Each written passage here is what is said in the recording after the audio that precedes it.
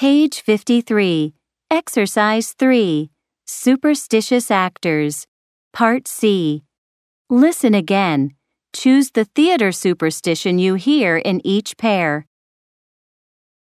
And next tonight, I'll be talking to Jeffrey Steinhardt, theater critic for The Chronicle. Hello, and welcome to Backstage, Jeffrey. Thanks very much, Anna. It's good to be here. So you're going to tell us about superstitions in the acting profession. Some people say that it is one of the most superstitious professions in the world. Is that true? Well, clearly there are actors who aren't superstitious, but there are certainly a lot of superstitions connected to theaters all over the world. There are a few possible explanations for why this might be. The first, really, is historical.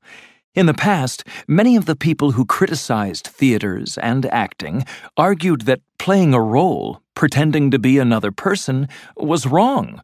So actors were looked down on in some societies, and I think that the more this happened, the more they felt cut off from society. Not surprisingly, they developed their own society or community. But obviously, actors move around, they travel, so the theater buildings become home, and the superstitions are the same wherever the theater is. I see. Can you give us some examples of superstitions in the theater? Well, cats are very welcome in theaters, especially black cats.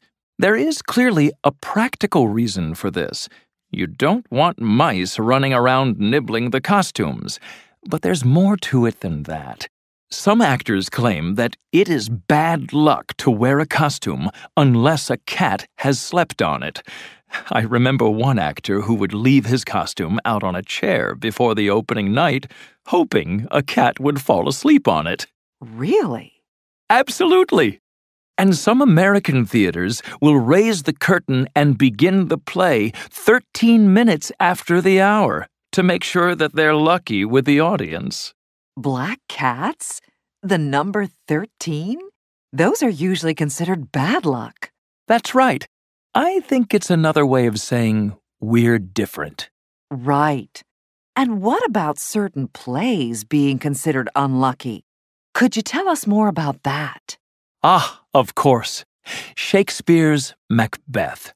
Many actors believe that it is bad luck to even say the name of the play in a theater building, so they call it the Scottish play, or sometimes just that play.